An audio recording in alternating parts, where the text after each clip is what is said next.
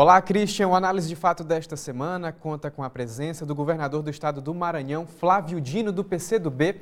Muito obrigado, governador, pela sua presença aqui no nosso quadro Análise de Fato. É sempre um prazer receber pessoas que falam tão bem sobre a nossa democracia. E a gente já queria começar falando sobre essa situação que a gente vive hoje no país. O presidente da República envolvido na investigação do caso do assassinato da vereadora Marielle Franco. Também o seu filho Eduardo Bolsonaro dando declarações sobre a proposta de um novo AI-5 para o nosso país, que foi um momento de muita repressão que aconteceu há algum tempo atrás. E a gente queria que o senhor fizesse essa análise, primeiramente, no nosso Análise de Fato. Bom, uma alegria falar com todos vocês, muito obrigado pelo convite. De fato, um cenário muito desafiador, uma vez que vivemos casos de altíssima conflituosidade, como você menciona, posições políticas que implicam, inclusive, a destruição da democracia, da Constituição e da legalidade. E nós precisamos ter muita serenidade, muita prudência, mas, ao mesmo tempo, muita firmeza da defesa de princípios que são fundamentais, como a liberdade de expressão, como a ideia de que as regras do jogo democrático são fundamentais para que nós possamos melhorar a sociedade. As ditaduras são marcadas por imposições, então eu rejeito muito firmemente essa ideia de um novo ato institucional número 5, ideias desse tipo, porque implicaria o sacrifício, não de políticos, mas o sacrifício da sociedade. E por isso é preciso ter, nesse momento, muita clareza, muita nitidez, para sustentar a proteção desses valores e, portanto, punir, inclusive, quem pratica atos antidemocráticos. Só para a gente entender melhor o que seria esse AI-5, foi um momento de muita repressão no nosso país, né? No dia 13 de dezembro de 1968, os militares impuseram um sistema de regras contra tudo e contra todos, inclusive contra o próprio Poder Judiciário. Nós tivemos, por exemplo, naquela ocasião, ministros do Supremo Tribunal Federal, como Evandro Lins e Silva, Hermes Lima, Vitor Nunes Leal, que foram simplesmente cassados, sem nenhuma justificativa, além de mandatos parlamentares, artistas censurados, a música censurada, artistas foram exilados. Portanto, um momento de trevas, em que as pessoas podiam pensar, mas não podiam expressar o seu pensamento. E isso não é bom. Nós precisamos entender que o pluralismo político é o melhor caminho em que todos possam se organizar em eleições livres, diretas, periódicas, e aí que vença aquele que defenda o melhor programa. Então, eu sou visceralmente contrário a ditaduras porque sacrifica a sociedade, impede que a sociedade se desenvolva e defendo o sistema que nós conquistamos na Constituição de 1988. É imperfeito? Mas é o regime que permite que se corrijam as imperfeições mediante as eleições sucessivas. E nas ditaduras, não. As imperfeições ficam e você é obrigado a aceitar tudo aquilo que os ditadores impõem. Os partidos, inclusive, já se posicionaram com relação a essas ideologias, né? Essa é uma oportunidade para que os partidos realmente discutam mais sobre essa temática e tentem encontrar novos caminhos? Eu acho que os partidos, você tem razão, é importante dialogar mais e haver, ao mesmo tempo, a correção de rumos no que se refere, por exemplo, à economia. Nós temos, nesse momento, muita desesperança, até desespero de largos setores sociais que estão atingidos pelo forte desemprego, pela recessão. Então, nós precisamos reconectar a política com os problemas reais da população. Esse é o principal desafio. E não ficar nesse bate-boca de quem deveria estar governando e não está. Nós já temos praticamente um ano de governo e não tem nada até agora feito para melhorar a vida da população. Então, essa é a questão principal e acho que esses momentos de crise, como nós vivemos, é um momento desafiador, mas, ao mesmo tempo, nós precisamos ter muita esperança, fé, como eu tenho, de que isso passe e a gente consegue corrigir os rumos do país. Os estados aqui do Nordeste têm se mostrado com uma autonomia muito forte, né? Inclusive se organizando em um consórcio. Essa iniciativa, ela tende também a fortalecer cada vez mais essa contramão do que a gente tem visto? Nós temos um grande jurista cearense brasileiro chamado Paulo Bonavides, que sempre defendeu a força das regiões.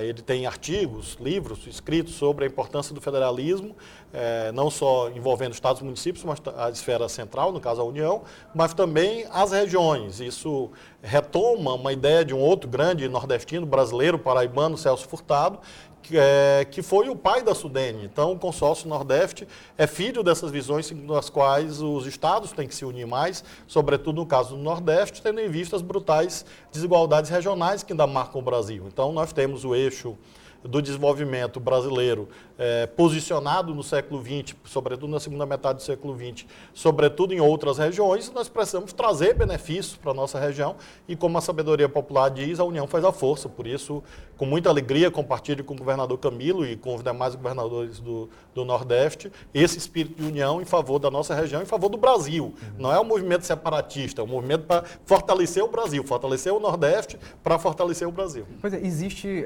talvez nas outras regiões do Sul, Sudeste, existe essa ideia de que o Nordeste está querendo se bloquear, né, se blindar de toda a situação. Mas, na verdade, é como você falou, que é uma tentativa de fortalecer cada vez mais, não é isso? Claro, quando você olha a marca do consórcio Nordeste, é a marca da brasilidade. Nós, nordestinos, defendemos o Brasil desde sempre.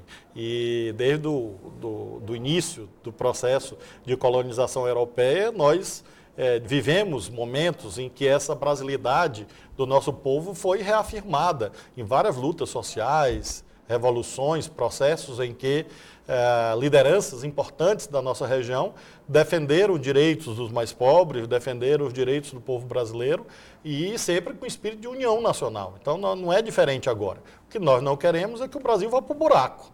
E por isso mesmo nós estamos lutando para que se retome o desenvolvimento com justiça social. Só há desenvolvimento protegendo o meio ambiente e protegendo os mais pobres. É isso que o Consórcio Nordeste defende. Nos últimos 2 meses, inclusive, essa união tem sido colocada à prova por conta desse desastre ambiental que tem acontecido nas praias do Nordeste. De que forma os governadores têm se articulado, têm dialogado sobre esse problema?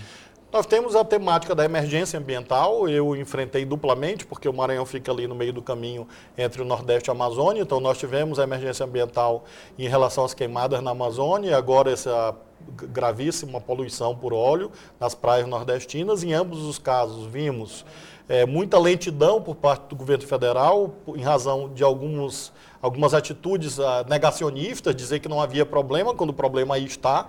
Então, nós estamos colaborando, os estados, para enfrentar a emergência ambiental. Então, é preciso que as esferas federais, a Marinha, a Polícia Federal, enfim, atuem para identificar os responsáveis e aí sim, inclusive os estados postularem reparação de danos. Porque nós tivemos danos patrimoniais, porque dinheiro público está sendo empregado para combater a emergência ambiental e, obviamente, danos a interesses de toda a sociedade com essa brutal poluição do mar, das praias, atingindo, por exemplo, o turismo. Então, há danos ambientais que têm que ser mensurados, inclusive economicamente, para que os responsáveis ajudem a reparar o gravíssimo problema que infelizmente foi criado. Esperamos que o governo federal tenha uma atitude mais rápida, mais eficaz para ajudar a que esse episódio e outros não se repitam e sejam adequadamente enfrentados. Houve comentários de que esse óleo poderia ameaçar inclusive os lençóis maranhenses. Como que vocês têm analisado essa situação e o que isso poderia impactar, né, no turismo, que é